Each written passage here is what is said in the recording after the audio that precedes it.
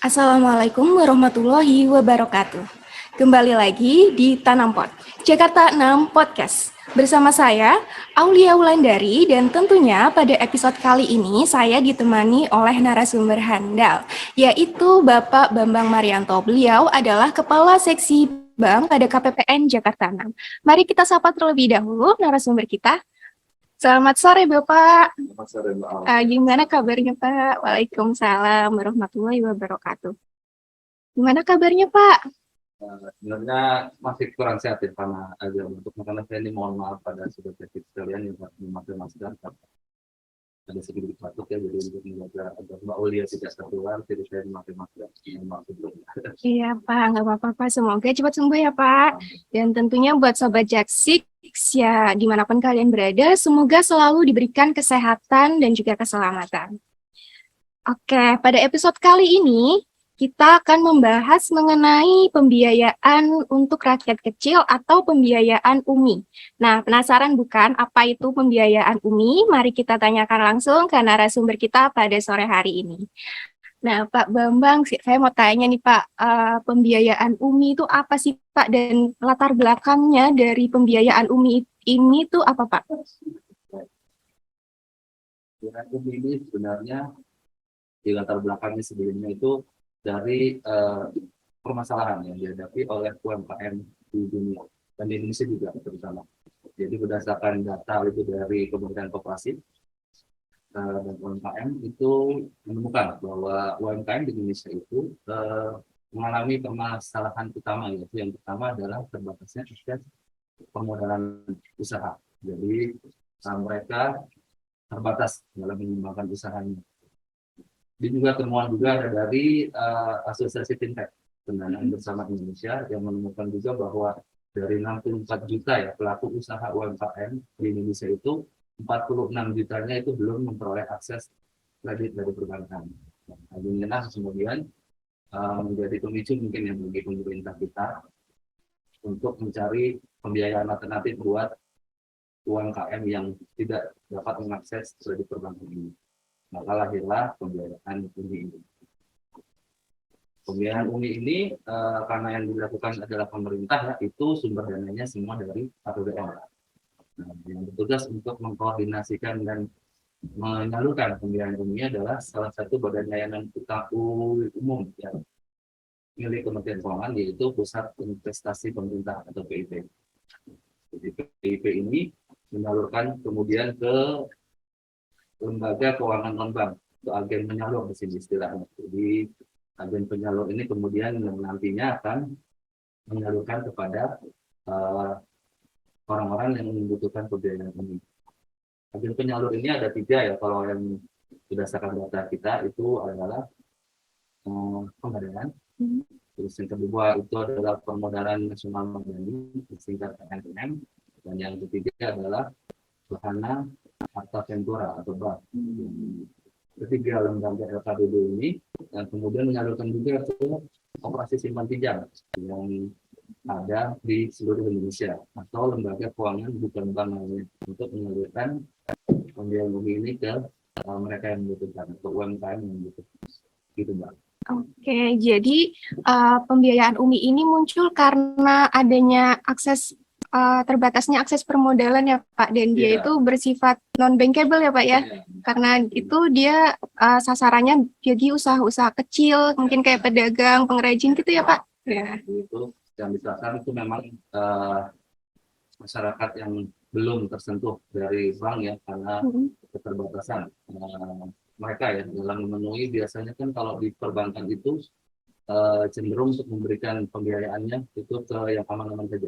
Jadi di UMKM ini itu termasuk resiko gagal bayarnya sangat tinggi. Jadi bank itu cenderung memberikan kredit perbankan yang untuk UMKM itu kepada usaha yang sudah mapan. Jadi karena adanya agunan, pelaku UMKM ini tidak bisa memenuhi itu. Jadi UMI ini lahir. Gitu. Karena di UMI ini salah satu karakteristik utamanya yang salah satunya adalah tidak ada agunan. Itu bisa membantu mungkin para pelaku usaha ya. Dalam hal ini juga kita ingin UMI ini sebagai jembatan ya dari para penerima bantuan sosial yang ingin melakukan usaha namun belum mempunyai tabungan atau modal itu bisa langsung menggunakan pembiayaan UMI untuk kemudian apabila usahanya berkembang itu akan bisa naik kelas dan dapat mengakses kredit perbankan terkait dengan pembiayaan uang. Oke. Nah, Pak, bagi Sobat Jaksik mungkin atau pelaku usaha yang lagi nonton, pengen tahu nih Pak, caranya gimana mendapatkan pembiayaan UMI? Kira-kira syaratnya apa aja sih Pak? Oke, seperti tadi di awal di latar belakang bahwa pembiayaan UMI ini di latar belakangi alternatif pembiayaan yang mudah dan cepat. Jadi salah satu karakteristik lagi dari pembiayaan UMI adalah cara mendapatkan sesuatu. Jadi sobat Jaksik sekalian cukup hanya menyertakan ya dua persyaratan, yaitu yang pertama itu adalah KTP. Jadi sobat Jaksik sekalian itu harus terdaftar sebagai warga negara Indonesia yang dibuktikan dengan KTP tadi. Yang kedua adalah bahwa sobat Jaksik sekalian itu tidak sedang memakai atau menggunakan fasilitas pembiayaan kredit dari pemerintah, dalam hal ini adalah kredit usaha rakyat biasanya. Gitu. Oke, ternyata gampang banget ya Pak, kalau pengen dapat pembiayaan UMI cukup dengan KTP dan belum pernah mendapatkan pembiayaan kredit yang lain ya Pak? Ya, siap. Oke. Nah, saya penasaran nih Pak, kaitannya pembiayaan UMI ini dengan tugas dan fungsi di KPPN sendiri itu apa ya Pak kira-kira? Oke. Kaitannya pembiayaan ini dengan KPPN itu sebenarnya uh, dalam ini ya, pembiayaan UMI yang merupakan program dari pemerintah itu kan kita ingin dalam perjalanannya itu selalu dijaga ya kelangsungannya. Jadi kita harus memastikan itu efektivitas dan efisiensinya. Nah, di sini Kementerian Keuangan itu sudah mempersiapkan tool-toolnya lah untuk memastikan pembiayaan UMI dapat tetap berjalan efektif dan efisien. Nah, di sini peran KPPN adalah mungkin sebagai pelaksana survei ya. Jadi ini pembiayaan UMI secara periodik, yaitu secara semesteran itu diberi tugas untuk melakukan survei ya. Survei untuk mengambil sampel data melalui wawancara maupun pengisian kuesioner ya. Itu ke para debitur UMI yang baru maupun yang setahun sebelumnya telah melakukan peminjaman UMI. Jadi di sini dalam survei ini yang diukur itu ada dua indikator ya, jadi nilai keekonomian pribadi atau NKD ya, sendiri, dan juga nilai keekonomian usaha. Jadi dari dua nilai itu, dua nilai indikator tadi diharapkan nanti kita bisa melihat efek dari pembiayaan UMI itu bagi pelaku UMKM. Dan juga itu Kementerian Keuangan juga telah menyiapkan suatu sistem ya, jadi sistem informasi kredit program atau SIKP, di mana KPPN nanti bertugas juga ya, salah satunya nanti untuk memastikan ya tata kelola dari pembiayaan UMI agar tetap tadi efisien dan efektif. Juga kita ingin memastikan data yang ada di dalam pembiayaan UMI ini tetap valid dan benar. Jadi di sini KPPN itu diberi tugas untuk memastikan keabsahan data dan dibandingkan ya. Jadi antara data yang ada di dalam aplikasi SIKP dengan data yang ada di penyalur. Dan juga yang menjadi ada juga kita memastikan pendampingan ya. Jadi yang salah satu persyaratan yang juga diharuskan bagi agen penyalur ya ketika menyalurkan pembiayaan ini itu harus melakukan pendampingan. Habis di sini juga KPPN diberi tugas dan wewenang untuk memastikan bahwa pendampingan itu benar-benar dilaksanakan. Itu mungkin fungsi dari KPPN di sini. Jadi sebagai salah satu tool dari Kementerian Keuangan ya untuk memastikan efektivitas dan efisiensi dari pembiayaan ini dapat tetap terjaga. Begitu, Mbak. Jadi tugas di KPPN ini banyak juga ya Pak, dari melakukan survei, pendampingan, dan juga melakukan monitoring mungkin ya Pak ya, mencocokkan data ya Pak ya. Oke. Nah kira-kira ada nggak sih Pak peraturan yang mengatur mengenai pembiayaan UMI ini? Ya, sebenarnya peraturannya itu dibuat ada peraturannya. Jadi yang kemarin terakhir terbaru itu diatur petunjuk teknis ya pelaksanaan monitoring dan evaluasi itu di Per 6 tahun 2022 yang menantikan Per 25 tahun 2018. Nah,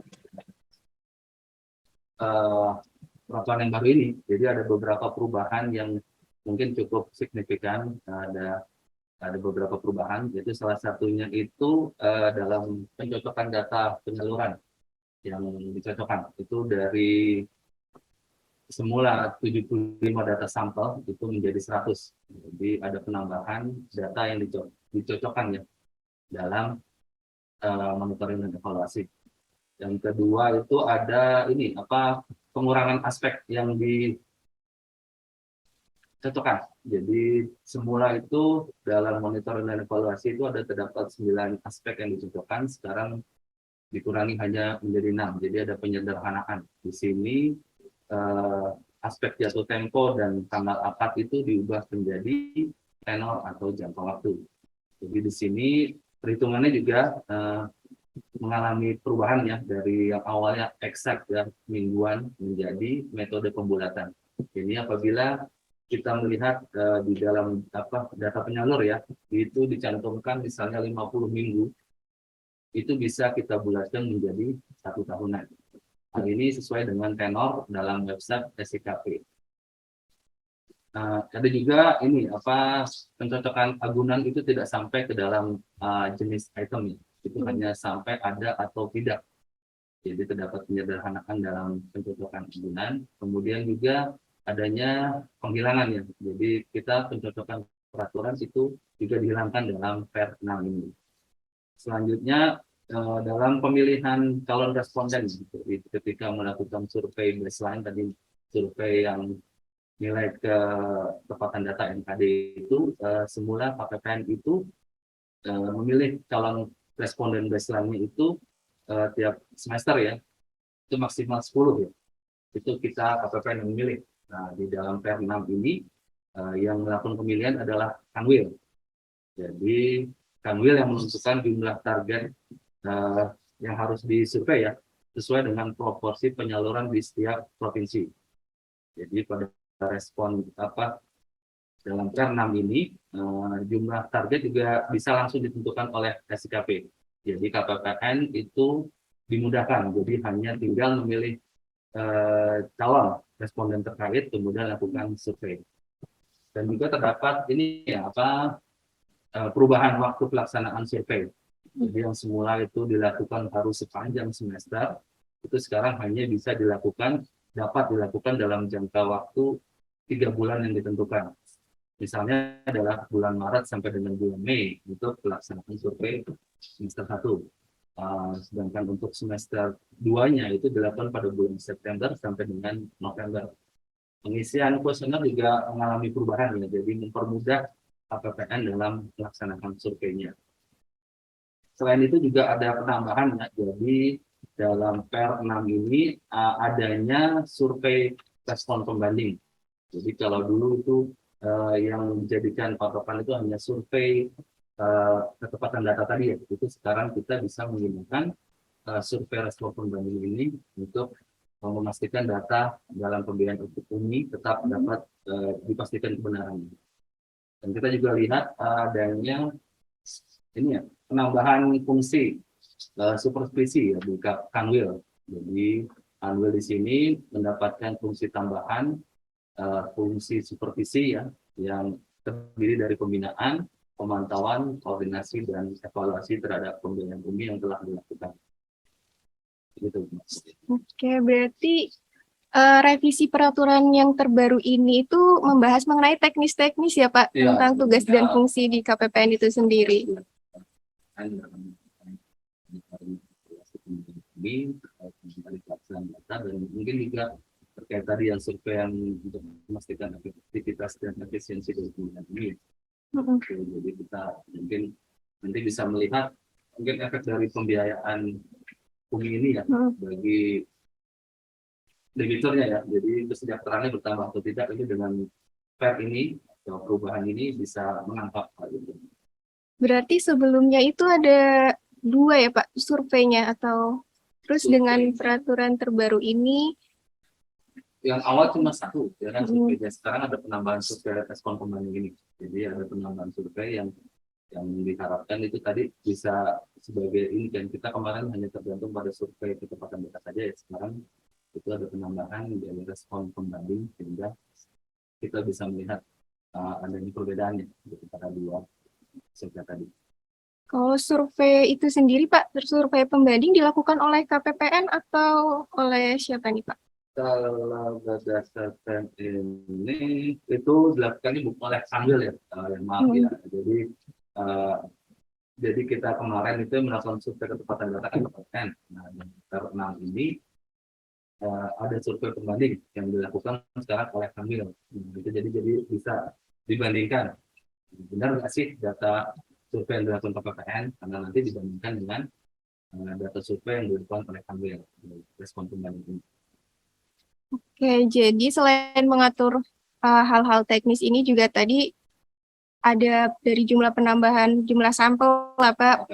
Terus kemudian ada tentang survei pembanding yang tapi dilakukan oleh kantor wilayah ya Pak, Kanwil ya Pak ya, bukan KPPN. Oke, jadi sejak SIX itulah tadi pembahasan mengenai pembiayaan UMI, yaitu program pemerintah yang bersifat non-bankable yang ditujukan memang untuk pengusaha-pengusaha kecil dan menengah, dan semoga harapannya adalah podcast ini bisa bermanfaat buat kalian semua. Dan sebelumnya saya ucapkan terima kasih kepada narasumber kita pada episode kali ini, yaitu Pak Bambang, yang telah berkenan untuk sharing-sharing ya Pak terkait dengan pembiayaan UMI. Terima kasih juga saya ucapkan kepada Sobat Jack Six yang sudah stay nonton podcast kita. Dan bagi Sobat Jack Six, jangan lupa untuk membeli produk-produk lokal sebagai bentuk kontribusi kita dalam menggerakkan roda perekonomian negara.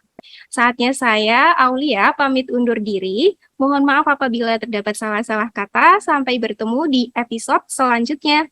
Wassalamualaikum warahmatullahi wabarakatuh.